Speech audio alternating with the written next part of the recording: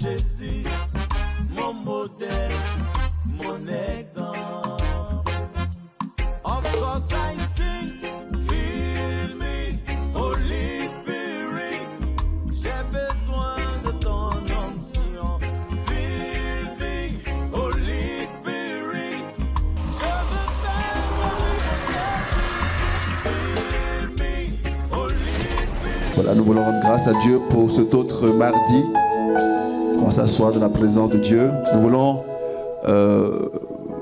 porter nos excuses à ceux qui sont sur Internet. Nous avons eu une coupure de quelques minutes ici, d'où voilà, qu'on a dû relancer pour que vous puissiez vous connecter. Je salue vous qui êtes là en présentiel. Nous allons continuer notre cheminement autour de notre culte de dévotion mariale.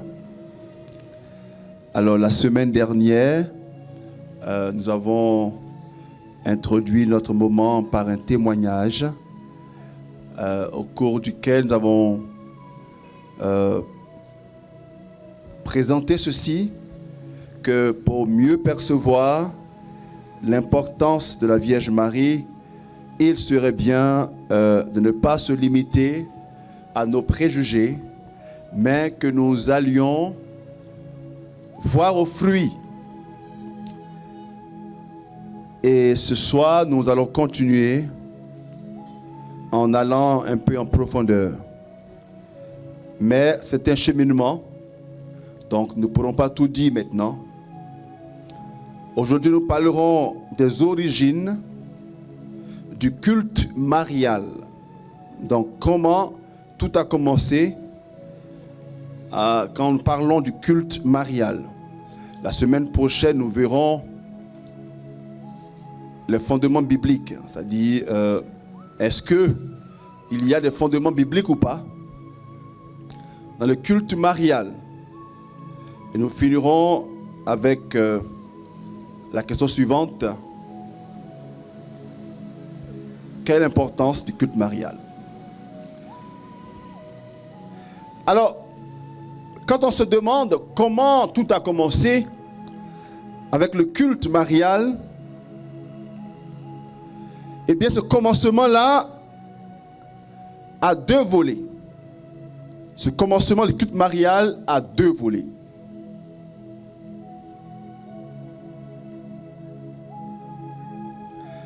Alors, vous savez, les enseignements que nous faisons donc sont filmés et sont retransmis à travers YouTube. Alors, d'année en année, les gens vont voir. Non seulement des gens vont voir, mais toutes sortes de personnes peuvent voir. C'est pour cela que quelquefois, il faut que le niveau soit acceptable pour que tout le monde puisse se retrouver. Donc vous comprendrez que je ne vais pas simplement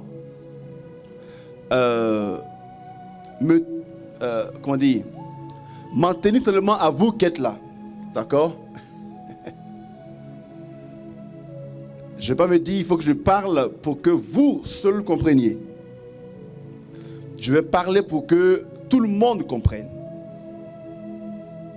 Les moins théologiens et les théologiens, que tout le monde se retrouve. Parce que quand même aussi, en tant que modérateur, comprendrez que on ne va pas tolérer une erreur de ma part. Donc, par moment, le niveau sera un peu élevé. D'accord? Je vais essayer autant que je peux de le rendre compréhensible à tous. Mais si tu n'as pas compris, ce n'est pas grave. Il faut aller réécouter le message sur Facebook ou sur YouTube. Et si là encore tu n'as pas compris, c'est toujours pas grave. Un jour, et Inch'Allah, tu comprendras. Alors, le commencement du culte marial a un double volet, ou encore une double dimension ou encore une double partie. Voilà. Vous voyez que je vais toujours donner des synonymes. Nous parlerons d'abord de ce qu'on appelle un volet théologique, c'est-à-dire le volet de la compréhension intellectuelle, c'est-à-dire comment on est arrivé à concevoir une doctrine sur Marie. Comment on est arrivé à concevoir une doctrine sur Marie. C'est ce qu'on appelle le volet théologique. Et ensuite, il y aura un autre volet sur les pratiques cultuelles comme telles. Voilà, sur les cultes même, sur la manière de la prier, tout cela. D'accord? Donc, il y a deux volets. Donc, s'il y a deux volets, notre enseignement aura donc deux parties principales. La première partie concernera le volet théologique. Alors, j'ai demandé à ce que la régie, au fur et à mesure, mette des notes dans notre direct, mette des notes pour que vous puissiez suivre. D'accord? Donc, le volet théologique, c'est-à-dire comment on est arrivé à concevoir une doctrine sur la Vierge Marie. Eh bien, la doctrine de la Vierge Marie a commencé au deuxième siècle. Deuxième siècle après Jésus-Christ. Donc, après l'encens. Non.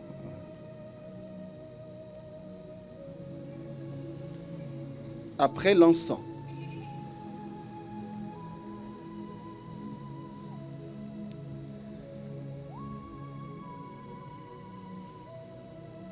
Et pour comprendre la doctrine ou le commencement de la doctrine ou de la théologie de la Vierge Marie, il y a deux notions que je dois d'abord vous expliquer. Sinon, vous aurez du mal pour la suite. Il y a la notion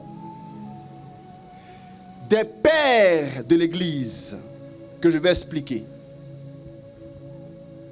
Parler du commencement de la doctrine de la Vierge Marie va revenir à évoquer ce qu'on appelle dans l'Église les pères de l'Église. Père de l'Église, que je vais expliquer. Et on va aussi évoquer ce qu'on appelle dans l'Église les conciles. Conciles. C-O-N-C-I-L-E. Les conciles. Alors, pour ceux qui nous suivent en ligne ou que nous suivrons plus tard sur YouTube, je vais expliquer des choses quelquefois basiques parce que, voilà, l'assemblée qui est devant nous en ce moment ou même l'assemblée qui nous suivra, voilà, n'a pas forcément un bagage théologique suffisant pour que je n'explique pas des éléments qui pourraient être élémentaires, basiques.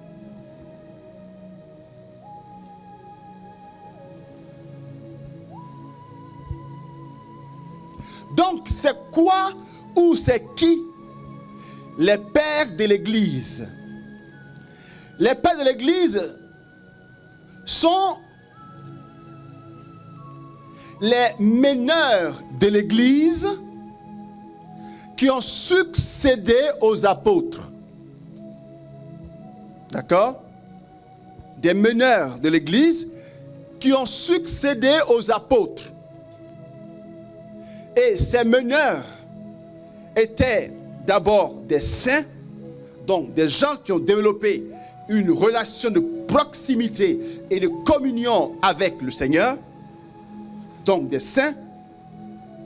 Et plus que ça, ils ont été des intellectuels, des théologiens. Donc pour être le père de l'Église, il faut être d'abord un saint. Voilà, donc il faut avoir vécu une véritable communion avec le Seigneur. Et il faut avoir été un théologien. Donc, vous voyez qu'il y a beaucoup donc, de saints après les apôtres, mais qui ne sont pas des pères de l'Église, parce qu'ils ne sont pas théologiens. D'accord? Il y a eu plein de martyrs, mais qui ne sont pas pères de l'Église. Pour être père, il faut être saint, il faut être théologien. D'accord? Voilà. Donc, ceux qui ont permis à la foi chrétienne de se structurer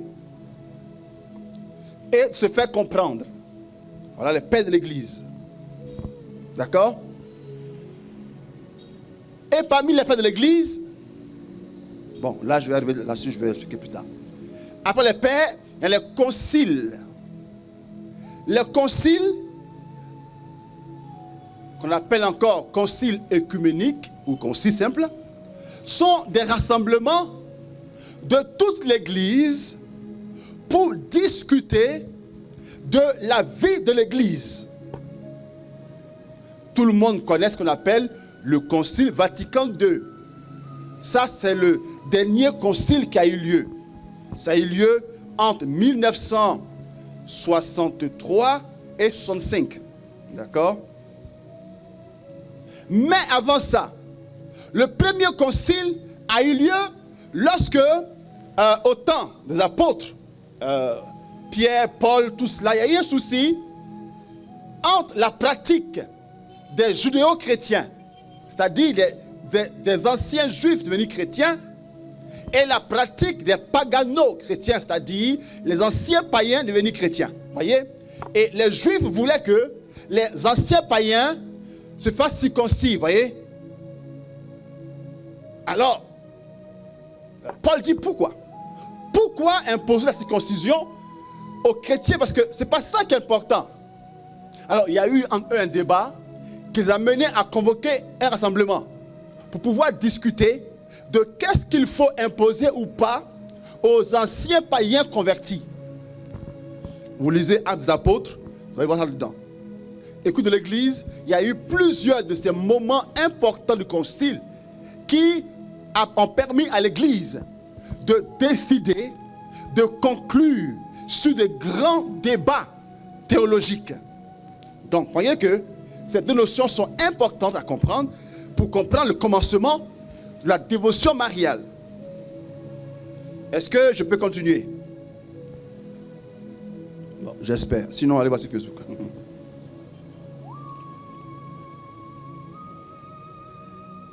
Alors donc, je dis que le culte marial, en sa doctrine, a commencé au IIe siècle avec un père de l'Église. Le premier dans l'histoire du christianisme à parler de la Vierge Marie, c'est Saint Ignace d'Antioche. Bon, bien sûr qu'il y en a qui sont venus sans cahier. Bon. Saint Ignace d'Antioche. D'accord? Antioche, c'est la ville où pour la première fois les chrétiens ont pris le nom de chrétiens. D'accord? Et là encore, on trouve cela dans Actes des Apôtres. Et c'est aussi à Antioche que l'apôtre Paul a été choisi et envoyé en mission en même temps que Barnabé. Là aussi, vous trouvez ça dans Actes des Apôtres, Antioche. Et Ignace était originaire donc d'Antioche, d'où son nom, Saint Ignace d'Antioche. Et vous voyez, pour les pères, en général, on donne le nom du père, le père de l'Église, et on dit d'où il vient. D'accord? Donc, Ignace d'Antioche, Clément d'Alexandrie, tout ça. D'accord? Le da, c'est-à-dire d'où il vient. Donc, là, on parle de Ignace d'Antioche. Donc, c'est lui le premier à parler de la Vierge Marie. D'accord? Et là, c'était environ en l'an 110. Ok? Donc, c'est en l'an 110 que pour la première fois, on commence à parler de la Vierge Marie, d'une doctrine mariale. Comment ça s'est passé? Je précise que parmi les pères, d'accord, il y a plusieurs types de pères. Il y a les pères apostoliques. Ok? Les pères apostoliques sont les pères qui ont vu les apôtres. Ils ont côtoyé les apôtres. D'accord? Et justement, ce père-là, Ignatius d'Antioche, a été disciple de Saint Pierre et de Saint Jean. Et croyez-moi, ce n'est pas la même chose. Ceux qui ont entendu parler des choses plus tard et ceux qui ont vu quelque chose, ce n'est pas la même chose. Ceux qui ont connu le Père Étienne et ceux qui, dans 50 ans, entendront parler du Père Étienne, ce n'est pas la même chose. Ceux qui l'ont vu, qui l'ont écouté, qui l'ont côtoyé, peuvent mieux parler de lui. Le témoignage est encore plus sûr que ceux qui en parleront parce qu'ils ont entendu des choses sur lui. Et dans ce père-là, Saint Ignace, il a côtoyé les apôtres. Pas Jésus, mais au moins les apôtres. Ok? Et à son époque, il y avait deux problèmes. Deux problèmes liés au christianisme. D'accord?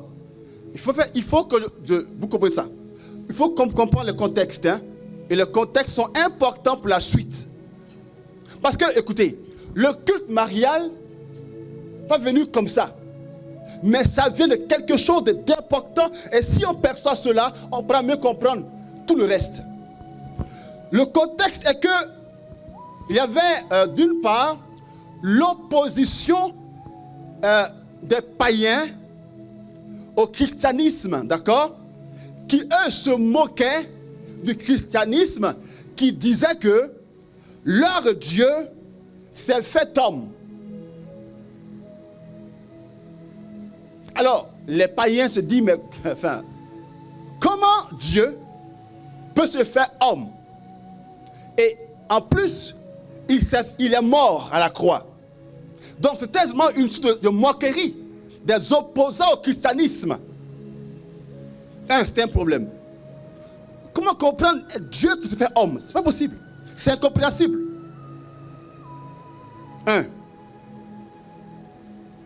Ok. Et même à l'intérieur du christianisme, il y avait aussi un problème. Et maintenant, on va commencer les grands mots. Le problème du docétisme. Docétisme. D-O-C-E-T-I-S-M-E. Docétisme. Que je vais expliquer. Donc, ceux qui sont sur Internet vont être mieux outillés parce que eux, c'est écrit directement, ils vont voir. Le docétisme est la doctrine des docètes. Docètes. D-O-C-E-T-E-S. Les docètes.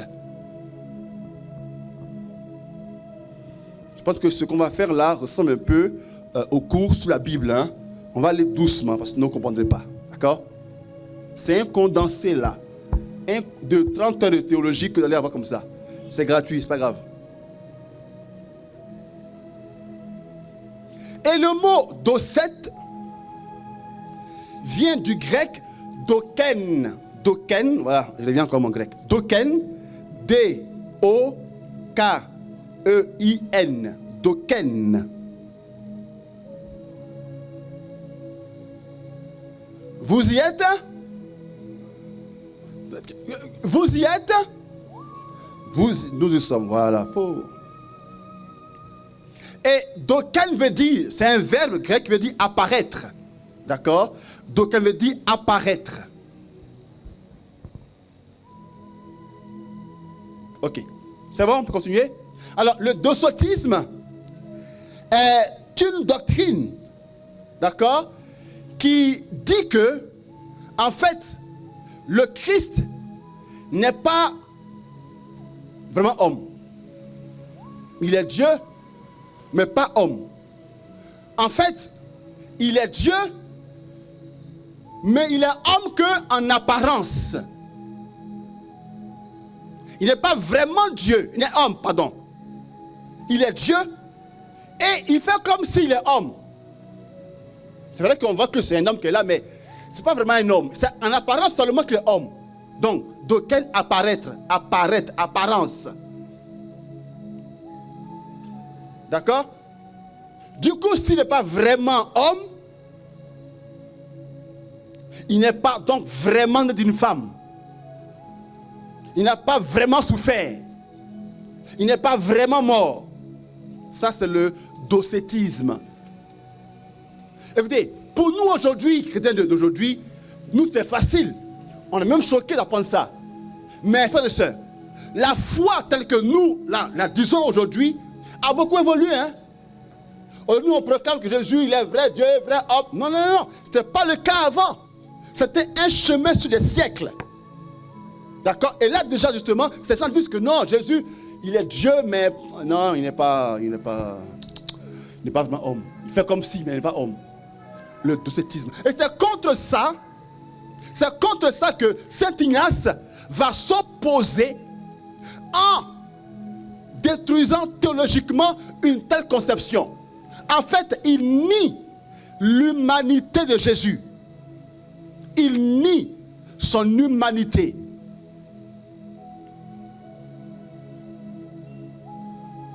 Alors Ignace va prouver que non, comment est-ce possible que l'homme qu'elle a, le Christ qu'elle a, ne soit Christ qu'en apparence? Elle va démontrer que le Christ, non seulement il est vrai Dieu, mais il est aussi vrai homme. D'accord? Car si le Christ n'est pas vrai homme, notre salut a un petit problème. Parce que le Christ nous sauve réellement que parce qu'il s'est fait chair. Donc là, Ignace va démontrer la réalité de ce qu'on appelle l'incarnation. Incarnation. C'est-à-dire incarné, c'est-à-dire a pris chair. Le Christ, Dieu a pris chair. Incarnation. Incarné, c'est chair. C'est en latin. Incarné. In dans la chair. Donc Dieu s'est incarné, il a pris un corps. Il va montrer que le Dieu s'est fait chair, sans que cette incarnation-là ne réduise la divinité de Jésus.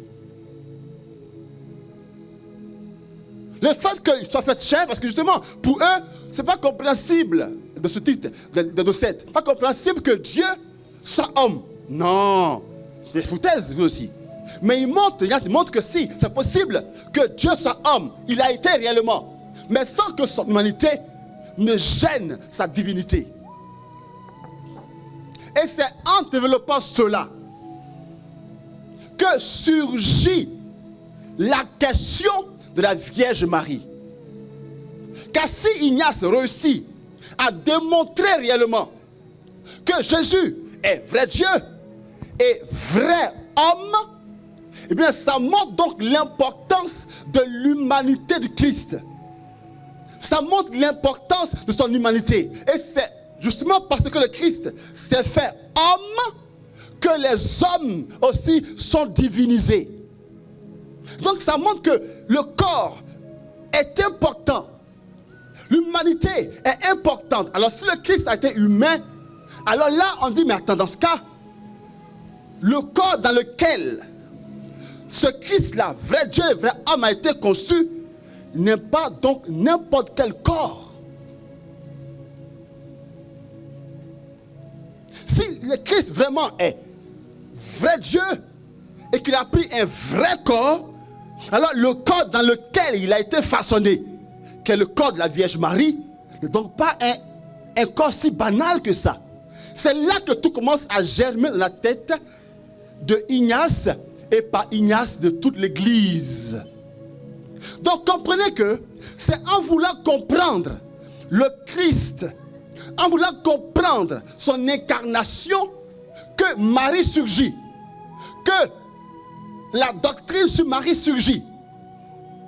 Donc comprenez que c'est pas que l'Église a fait un songe pour dire, bon, on a fait un songe, ou bien nous on décide que non. La théologie mariale est venue de la théologie qu'on appelle christologie, c'est-à-dire l'étude sur le Christ. C'est en voulant comprendre le Christ que la question mariale aussi surgit. Et ça, il faut que vous le notiez. Et dans toute l'histoire, voilà pourquoi on ne peut pas déconnecter Marie du Christ. On comprend Marie à mesure qu'on comprend le Christ. Et on va le voir au fur et à mesure. Donc Ignace fut le premier à parler d'une question mariale. C'est bon ou pas? On comprend ou pas? Qui comprend pas? Lève la main. Ça comprend un jour, ça va aller.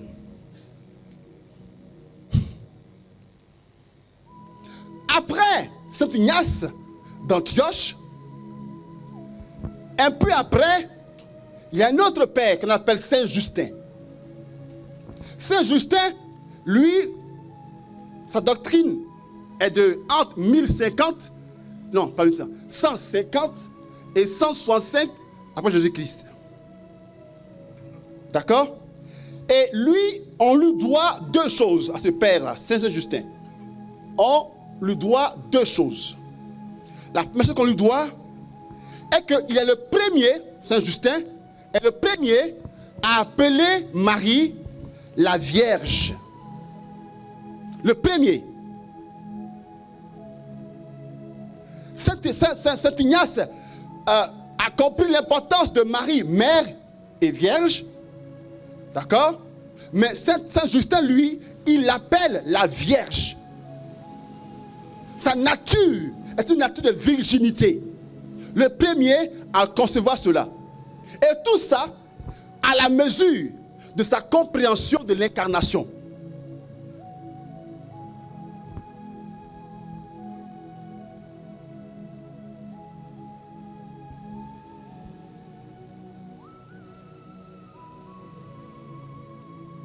Donc, on doit à Saint Justin, qu'on appelle la Vierge, qu'on appelle Marie la Vierge, et on doit encore à Saint Justin que sa théologie du Christ, dans sa christologie, l'a mené à mettre en parallèle Marie et Ève. D'accord? C'est le premier à mettre un parallèle entre Marie et Ève. Et voilà ce que Saint Justin affirme. C'est long, et vous ne pouvez pas tout copier, mais je vais lire pour vous. Il dit ceci: le Fils de Dieu s'est fait homme du sein d'une vierge, d'accord, donc Marie, afin que la désobéissance dont le diable avait été le principe prit fin de la même manière qu'elle avait commencé. Vierge encore et sans corruption, Ève reçut dans son cœur la parole du serpent, et par là enfantant la désobéissance et la mort. Mais Marie, la Vierge, l'âme pleine de joie et d'allégresse, répondit à l'ange qui lui annonçait l'heureux message: qu'il me soit fait selon votre parole. Donc c'est de Marie qu'est né celui dont tant de choses ont été dites dans les Écritures. Celui par qui Dieu renverse le serpent avec les anges et les hommes qui lui ressemblent, tandis qu'il délivre ceux qui font pénitence de leurs fautes et croient en lui. En gros, de même que par Ève, la désobéissance a été enfantée, de même par Marie, l'obéissance a été enfantée. Donc c'est lui qui met en parallèle les deux. De l'une vient le péché, de l'autre vient la grâce. D'accord? Mais ce qu'il a dit du rapport entre Marie et Ève sera encore développé par un autre père qu'on appelle Irénée de Lyon. Lyon, c'est L-Y-O-N. Faut pas écrire un lion, Jean Panthère. Non, non, c'est la ville de Lyon, c'est en France. L-Y-O-N. Donc, 1, Ignace. 2, c'est qui? C'est qui? Justin. Et 3, Irénée de Lyon. Et lui, ce que son père, Justin, va dire de Ève et Adam, et Ève et Marie, il va le développer en partant de la théologie de Saint Paul. Vous voyez, dans Saint Paul, dans Romains, non, Saint Paul met en relation Adam et Christ. Et lui, il pense que, attends, Saint Paul peut-être aurait pu continuer un peu encore. Parce que si Saint Paul dit que le péché vient d'un seul Adam, il dit, mais non, sauf que il n'y avait pas que Adam à l'époque. Il y avait aussi Ève. Et mieux, c'est de Ève même que le péché est entré d'abord et ensuite Adam. Donc si le Christ est la nouvelle figure de Adam, eh bien Marie est aussi la nouvelle Ève. Et tout ça, je le répète, c'est dans leur compréhension ou leur recherche autour du Christ. Il n'y avait pas encore une matière précise sur Marie. Non. Toute leur recherche tournait autour du Christ. Et c'est le Christ maintenant qui les ramenait à penser aussi à la place de Marie.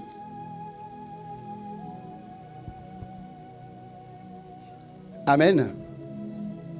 Et ce Saint Irénée, il va poser beaucoup de bases de ce que plus tard on appellera la mariologie. D'accord? Et donc 1, Ignace, 2, Justin, 3, Irénée, et après eux, il y a eu plusieurs autres, comme un certain Tertullien et encore un certain Origène. Origène, c'est un intellectuel fou. Voilà. Bon. Et tous ces saints, alors Origène, lui, ce n'est pas un père. Ni Origène, ni Tertullien. Pourquoi? Origène est un théologien. Très, très fort, Origène. Très, très fort. D'accord? Très, très fort. Mais, il n'est pas saint. Pourquoi? Parce que Origène a tellement compris la Bible et qu'il voulait la pratiquer, qu'il a compris autrement la parole du Christ qui dit, quand on braille pour toi sous de chute, il faut quoi? Il faut couper. Alors il voulait tellement vivre la virginité que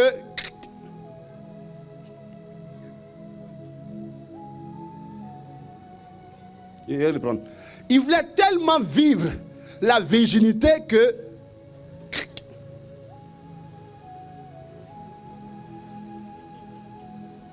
t'as compris? Il s'est castré. L'église dit non, non, Eugène, non, là, t'as zaï. Donc, Origène est un grand penseur, d'accord? Mais il n'est pas un père de l'église. Comme aussi son frère Tertullien, un peu avant lui. Tertullien, lui, était au départ catholique. Après, il allait dans une secte bizarre. Donc, vous voyez. Donc, ces deux-là sont toujours évoqués comme des grands penseurs. Voilà, mais pas des pères de l'église. Alors, avec les trois, il y a eu donc, maintenant qu'avec les pères, on a évoqué, maintenant on va passer au concile. Ce que les pères de l'église ont commencé à dire va être développé dans le concile. D'accord?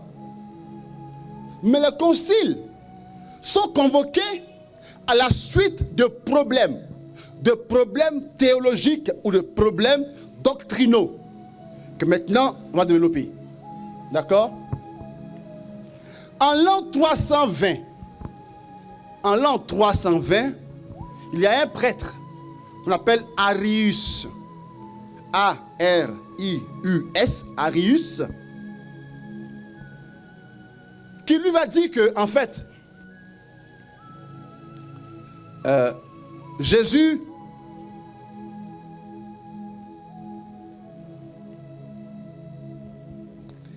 il n'est pas vrai Dieu, il n'est pas Dieu. Il a été créé par le Père de rien. D'accord? Il a été créé par le Père de rien. Mais il n'est pas Dieu. Il est vrai homme, mais il n'est pas Dieu.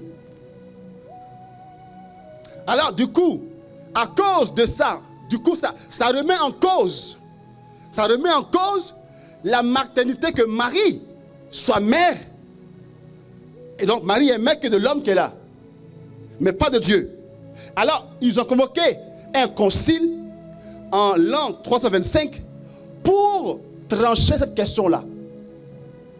Quand il y avait donc ceux qui étaient pour lui et d'autres contre lui. Alors encore, ils vont convoquer un concile, donc un rassemblement de toute l'Église, pour discuter. Et à ce concile-là, on va trancher. Ça s'appelle le concile de Nicée. Nicée. N-I-C-E-E.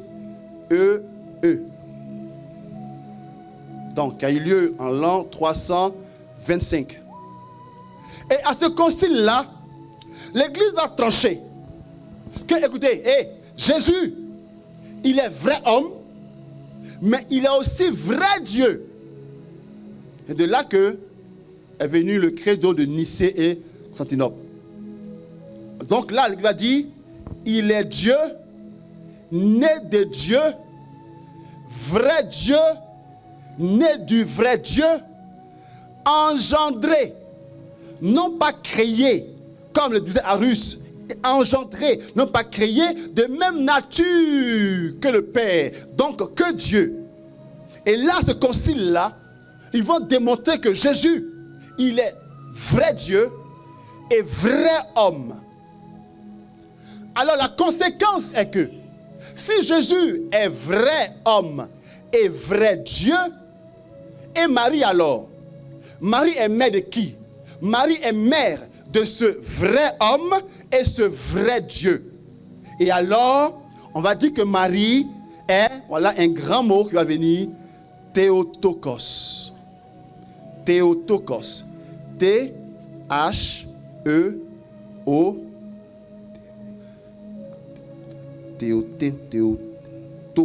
T-O-K-O-S. Bon, si c'est faux, elle a déjà dit et je ne suis plus là pour que vous puissiez me critiquer.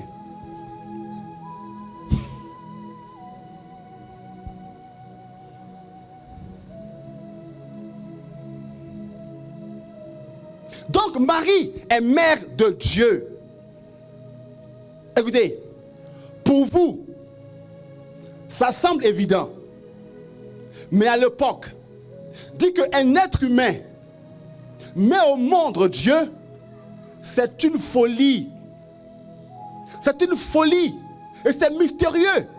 Or, l'Église a eu l'audace de dire justement que Marie est vraie, est mère de l'homme, mais de Dieu aussi. C'est là que part qu'on désigne Marie comme mère de Dieu. C'est pas évident, hein? Comment un être humain peut mettre au monde Dieu? C'est pas évident. Et pourtant, c'est la réalité. Mais ça n'a pas encore été vraiment bien compris. Parce que presque un siècle plus tard, il y a un autre gars qui se lève qu'on appelle Nestorius. Nestorius.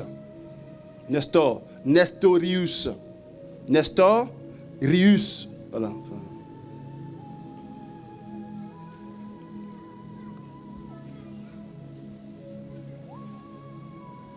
Écoutez, c'est bizarre, mais il faut que dans ta vie, un jour, tu aies entendu ça. D'accord? Pour que tu puisses un jour, toi, savoir d'où tu viens. Quand tu prends ton long rosaire pour réciter, ton chapelet pour réciter, il faut que tu saches un jour d'où ça vient. Et si on te pose la question, tu saches un peu répondre. Et pas de bégayer. T'as dit que Marie, c'est ma mère. Ah bon, comment ça, c'est ta mère? Parce qu'on dit que c'est ma mère.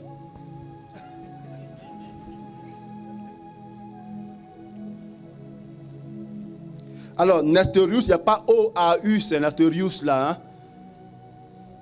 Nestorius, il n'y a pas O.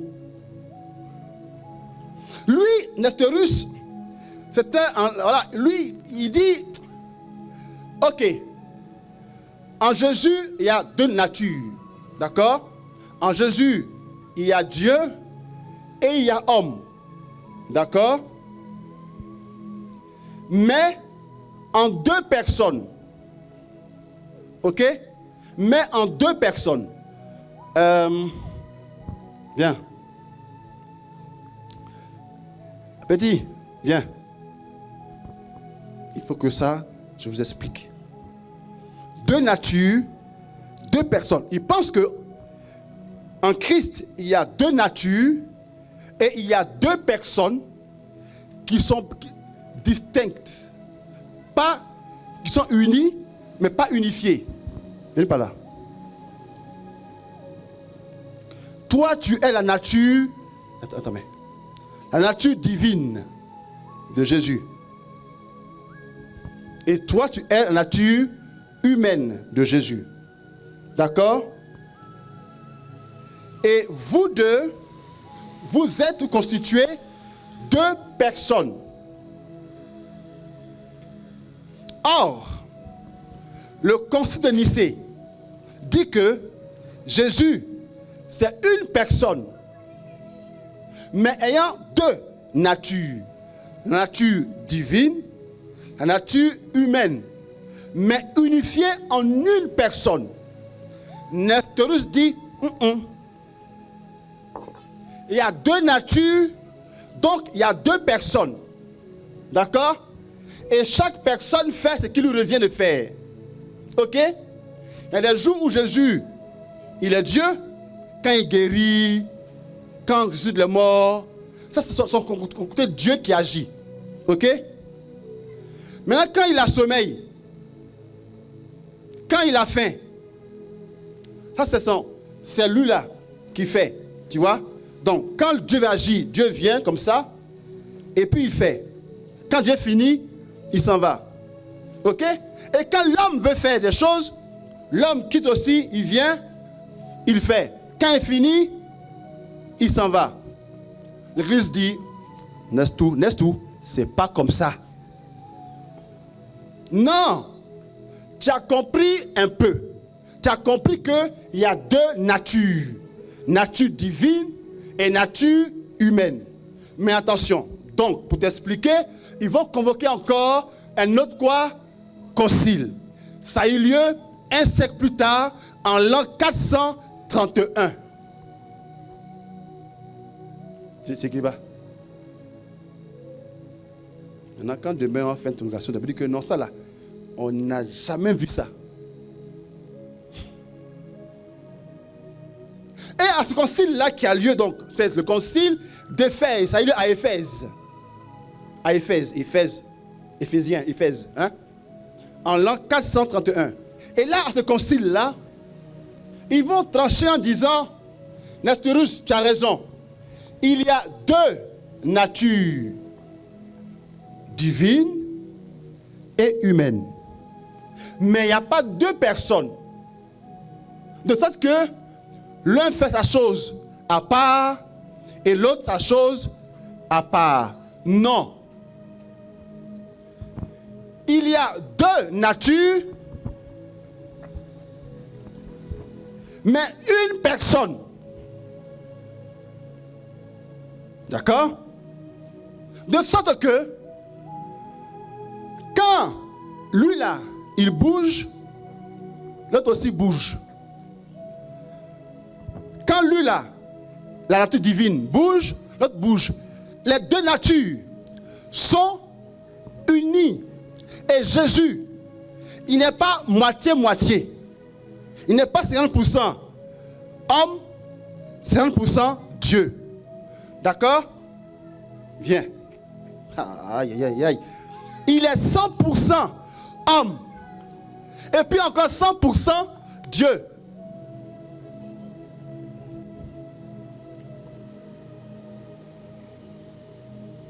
Donc, il n'y a pas un sans l'autre. Dans ce concile-là, est venu confirmer que, Nestor, ils sont collés. Et là, à ce concile-là, l'Église maintenant, ce que à Nicée, ils ont seulement affirmé, tout comme ça, maintenant à Éphèse, ils ont proclamé que en Jésus-Christ, il y a les deux natures en une seule personne, homme et Dieu, et donc Marie, elle aussi par conséquent, Marie a accouché les deux natures. C'est qui l'a quitté là, dans son ventre là. C'est pas que l'homme, mais Marie a aussi mis au monde Dieu. Donc là, ce jour-là, ils ont proclamé, ils ont confirmé que Marie est mère de Dieu parce que Jésus est 100% homme et 100% Dieu, unis en une seule personne. T'as compris? Yeah. T'as compris ou pas? Ça va aller. Un jour, t'as compris un jour. Merci. Et là, c'était en quelle année? 431. Mais, c'est pas fini. 20 ans plus tard, il y a un autre moine qu'on appelle Eutychès. Eutychès, E-U-T-Y-C-H-E-S, qui dit, non, c'est pas encore ça. D'accord? C'est pas encore ça.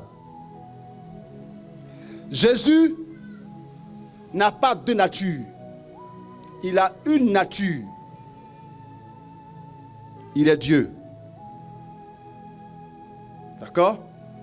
C'est vrai que on le voit en homme. Mais son côté Dieu là, son côté Dieu a englobé l'humain.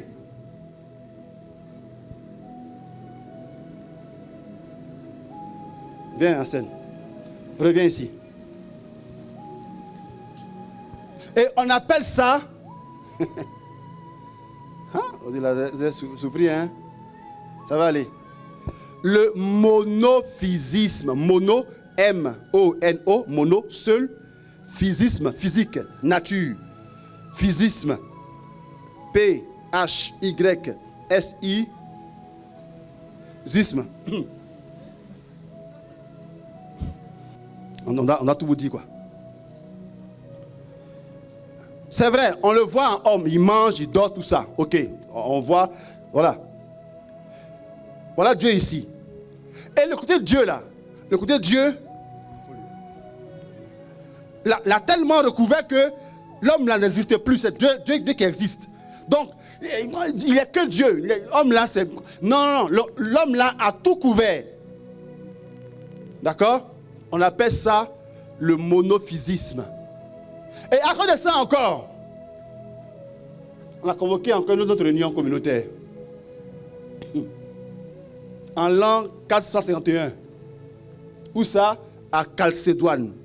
Chalcédoine. C-H-A-L-C-E-D-O-I-N-E. Chalcédoine.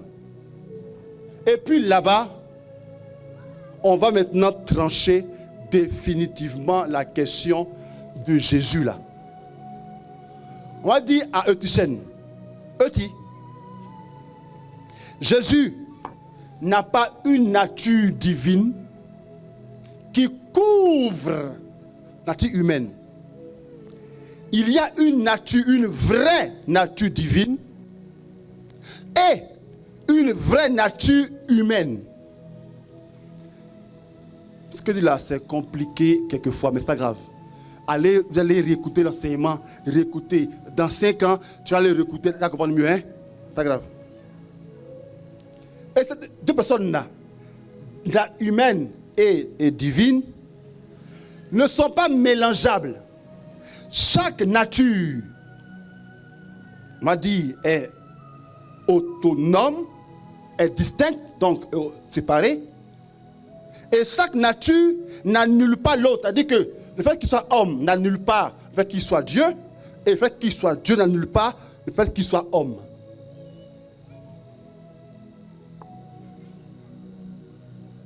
Et ça, c'est venu conclure tout ce qu'on a eu comme débat autour de Jésus. Encore une fois, merci, pour prouver que en Jésus, vous voyez qu'il y a eu 2 siècles de discussion pour que toi et moi aujourd'hui, nous soyons à l'aise pour dire que Jésus est vrai Dieu, vrai homme, en une seule personne. Mais la conséquence est aussi énorme que nos frères évangéliques, encore aujourd'hui, ont du mal à percevoir. Il n'y a pas l'homme à part en Jésus et le Dieu à part en Jésus. Les deux sont intimement liés. Et ce, depuis la conception du Christ, depuis le ventre de sa mère. D'accord? Depuis le ventre de la mère, Jésus était vrai Dieu et vrai homme. Donc celui que la Gaule a apporté n'était pas seulement l'humain Jésus, c'était Dieu qu'elle portait. Et quand il est né, celui qui est né, qui a crié un guerre, c'était des cris divins, un guerre divin. Non, écoutez, voyez le mystère qui est derrière. Ce mystère est qu'un être humain engendre Dieu. J'ai entendu des protestants dire que, en fait, Marie, aujourd'hui encore, les débats que nous on a fini là. J'ai un pasteur congolais, qui disait que Marie n'a mis au monde que le côté humain de Jésus. Ce qui est bien que un autre pasteur congolais, Tounassi, a démontré que Jésus est 100% homme et 100% Dieu. Il dit, Dieu merci. Dans ces cas, s'il est 100% homme et 100% Dieu, à quel moment est-ce que Marie n'a mis au monde que l'homme seulement? À quel moment pensez-vous que le Dieu de Jésus s'est retiré quand Marie accouchait? Accouche vite, il est venu entrer dans lui. Et quand il est venu entrer, il dit, bon, c'est bon, tu as géré, maintenant c'est moi qui prends le contrôle.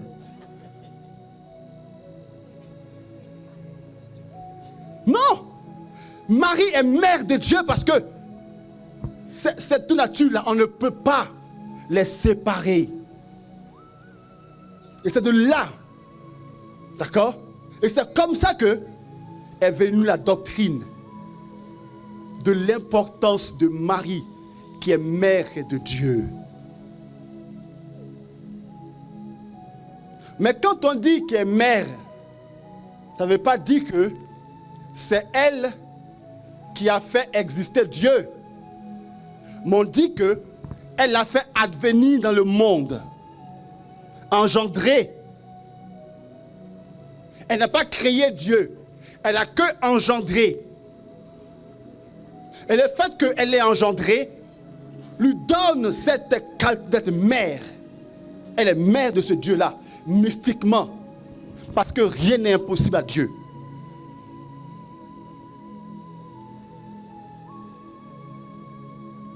Ce qui est bien est que chaque hérésie, donc chaque erreur théologique, a permis à l'Église de mieux expliquer sa théologie. Comme pour dire, frères et sœurs, que même nos erreurs et même nos fautes peuvent nous conduire à la gloire de Dieu. Augustin disait que heureuse faute d'Adam et Ève qui nous doit le salut en Christ. Donc même nos erreurs et nos fautes peuvent nous conduire à Dieu. Amen. Oui.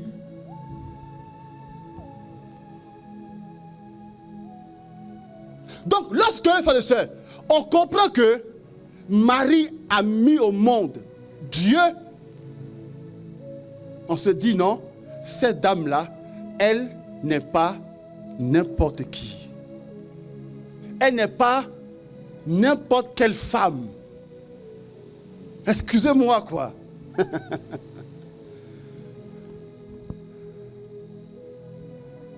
Pierre a marché sur les eaux, certes. Pierre et Paul ont donné la vie aux morts, certes. Mais elle a donné vie à Dieu, pas aux morts. L'essence de Dieu. Et ça a marqué les chrétiens de l'époque pour dire, elle n'est pas n'importe qui. Mais ce qui est bien est que même nos frères évangéliques de plus en plus commencent à comprendre ça. Et je voudrais saluer le pasteur Karambiri qui aujourd'hui, il affirme haut et fort qu'on ne peut pas blasphémer contre Marie. Il le dit et il le dit avec beaucoup de colère. Hein. Il le dit quand il vient sur la Côte d'Ivoire avoir d'honneur, il le balance ça toujours. Il a dit cela. Sauf que, et je comprends, il ne dit pas de la prier. C'est normal. Le jour où il dit de la prier, il devient quoi? Catholique. Le jour où il dit, nous-mêmes, on va faire une délégation pour aller à Ouagadougou, pour lui offrir des rosaires. Mais si lui, il comprend que Marie est importante, pourquoi il ne la prie pas et que nous, on la prie? Le pasteur Zawi Wilfried, il n'y a pas longtemps aussi, a fait un enseignement aussi sur Marie. D'accord, mais lui, on le comprend. Lui, c'est un catholique déjà. C'est un catholique. Donc lui, c'est pas normal. Lui-même, il dit que, parce que même ça fait des mariages, même que une pasteur. Oui. Après le mariage, sinon, il est prêtre. Mais avec des prêtres, avec des pas se marier là, il dit c'est moi-même pasteur. Car si, à son époque, il y avait encore les histoires de modérateurs, tout ça là, être modérateur de communauté. Mais comme il n'y en avait pas, donc il connaît bien notre église. Il était à Saint-Luc d'Adjamé. Donc lui, ce n'est pas un évangélique, c'est un catho. Voilà, donc lui, c'est pas, ça ne compte pas pour lui là. Bon, pourquoi nous on prie Marie alors? Et ça, c'est notre deuxième point. Le culte à Marie, comment ça a commencé? Alors, il faut dire ceci. Le culte à Marie s'inscrit dans le contexte du culte des saints en général. D'accord? Je reprends. Le culte à Marie, s'inscrit dans le contexte du culte des saints en général. Ok? Et je vais dire ceci. Dans notre église, il y a plusieurs types de cultes. Et je veux que tu puisses le retenir. Et je veux que nos frères et sœurs évangéliques, protestants, retiennent encore ce que je vais dire maintenant. Il y a plusieurs types de cultes que l'Église a pris le soin de distinguer. Il est ce qu'on appelle le culte du lit. D-U-L-I-E, du lit. Le culte du lit. D'accord? Qui est le culte réservé aux saints. Le culte du lit. D-U-L-I-E. Le culte réservé aux saints. D'accord? Qui est différent du culte de latrie. Latrie. L-A-T-R-I-E. Du culte de latrie. Alors, tout ce qu'on dit là est écrit sur Facebook. Vous pourrez vous aller revoir sur Facebook et tout noter. Ou encore aller réécouter l'enseignement avec un cahier pour noter. Ce serait quand même dommage que tu sois assis là et que tu n'aies rien retenu. Vraiment dommage. Donc, le culte du lit, donc D-U-L-E, qui est le culte réservé aux saints, et le culte de latrie, L-A-T-R-I, qui est le culte réservé à Dieu. D'accord? Réservé à Dieu. Donc, quand on adore Dieu, on lui voue un culte de latrie. Mais quand on prie les saints, on leur voue un culte du lit. Il y a mieux. Il y a le culte de l'hyper du lit. Hyper, H-Y-P-E-R, du lit. Qui est quoi, selon vous? Hyper du lit. Le culte, vous êtes, oui? Oh? Qui est hyper saint là? C'est qui? La Vierge Marie. C'est le culte que vous avez à la Vierge Marie. À elle, on voue un culte hyper du lit parce que parmi les saints, elle est la sainte des saintes.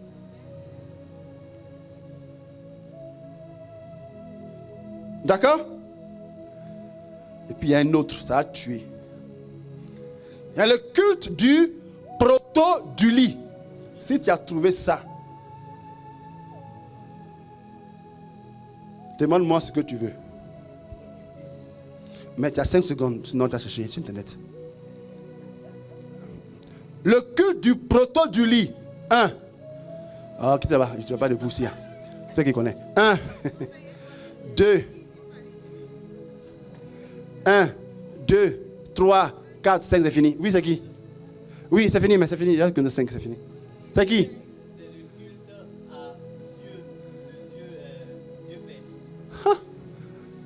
Dieu Père. Dieu Père, c'est latrie.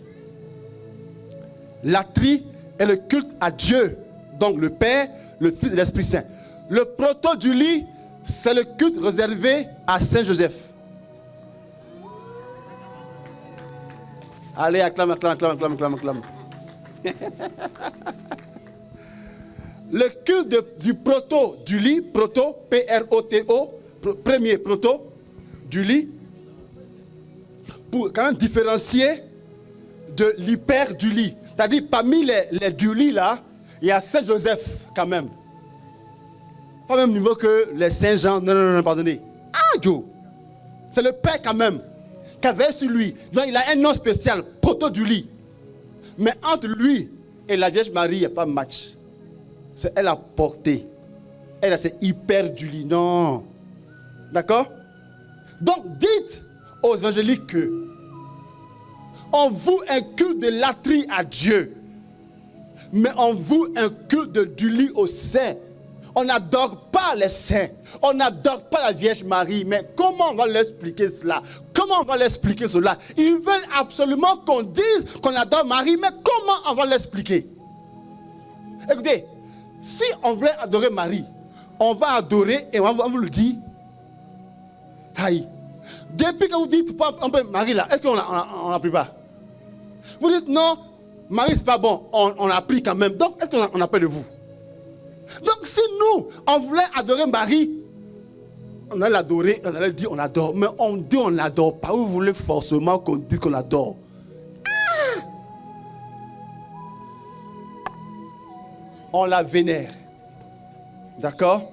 Et on vénère Marie comme on vénère les saints. Et alors maintenant, il est bon de savoir comment a commencé le culte des saints pour comprendre comment aussi a commencé le culte de la Vierge Marie. Alors le culte des saints était au départ réservé aux martyrs. Aux martyrs. Donc ceux qu'on tuait à cause de leur foi.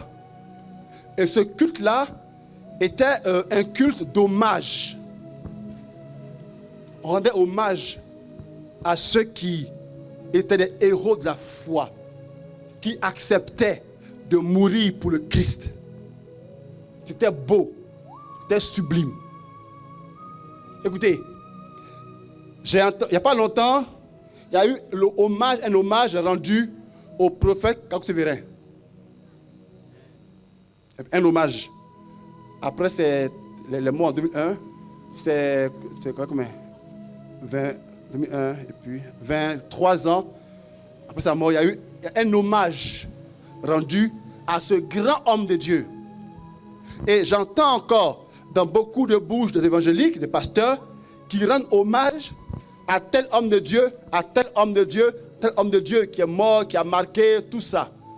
Aujourd'hui encore, on rend hommage à Catherine Kuhlman. On rend hommage à cela. Du coup, Mais aussi, justement, à l'époque, les gens étaient fascinés par le courage de ces personnes-là qui donnent leur vie pour Dieu. Alors, tellement ils sont heureux de voir ça, ils rendaient hommage à ces martyrs-là. Et ils les honoraient. Donc, quelquefois, à leur date d'anniversaire de leur mort, ils vont sur les tombes et ils leur rendent hommage en déposant des fleurs. Et là, aujourd'hui encore, ça se fait. Et ils les honorent parce qu'ils croient que là où ils sont avec Dieu. Et donc, ils les respectent pour cela. Ils sont avec Dieu. Ils sont heureux. Ils jubilent avec eux car ils sont à une bonne place là-bas. Bon, maintenant, si eux, ils sont à une bonne place là-bas, pourquoi ne pas demander à ce que là où ils sont là, ils causent à Dieu pour nous? S'ils sont au ciel, pourquoi ne pas profiter pour leur dire, pardonnez, parlez de moi à Dieu, intercédez pour moi là-bas, parce que ceux-là, ils ne sont pas morts. Jean 3,16 dit à ceux qui croient, ceux qui ont cru en Jésus, celui qui croit en son nom ne meurt pas, mais il vit. Donc ceux qui ont cru en Dieu et qui ont vécu de Dieu sont auprès de Dieu. Ils ne sont pas morts. Alors ils peuvent intercéder pour nous de là où ils sont. D'où que nous demandons l'intercession des saints. Et de même que aux saints, on demande leur intercession, et aussi à la Vierge Marie, à la fin du 3e siècle et au début du 4e siècle, on a commencé à invoquer la Vierge Marie. Et on a commencé aussi à voir en elle un modèle de foi, un modèle d'amour de Dieu, et à la prendre comme inspiratrice de grâce. Et en même temps, on a commencé à la prier pour que là où elle est, elle intercède pour nous. On a commencé entre la fin du 3e siècle et le début du 4e siècle. Voilà comment tout a commencé avec la Vierge, avec le culte marial. Le mardi prochain, nous verrons les fondements bibliques du culte marial. Avec ça, tu sais maintenant que, en fait, Marie a été comprise grâce à la compréhension que nous avions du Christ. Donc, on ne peut pas parler de Marie si on ne parle d'abord de Jésus. On ne peut pas, déconnecter Marie de Jésus. Voilà pourquoi le chapelet commence d'abord et toujours par « Je crois en Dieu ». Si vous ne croyez pas en Dieu, tout le reste ne vaut absolument rien. Parce que tout ça a pour source et fin ça. Si vous voulez comprendre Marie, regardez Jésus. Vous comprendrez Marie. Et si vous priez Marie, elle vous conduit à Jésus. On ne prie jamais Marie pour elle-même. Marie ne nous donne rien. Marie obtient pour nous des choses. Marie ne guérit personne. Marie ne libère personne. Mais elle obtient de Dieu, de son Fils, des choses pour nous. Comprendre Marie demande que nous allions en profondeur avec le Christ. Voilà pourquoi lorsque ce jour-là, j'ai rencontré le Seigneur à la messe, l'une des choses que j'ai faites, c'est d'aller prier, et que j'ai été conduit à Marie, et Marie m'a conduit en même temps à Jésus. On va s'arrêter là pour aujourd'hui. Mardi prochain, on va continuer notre cheminement avec Marie. On va se mettre debout. J'ai besoin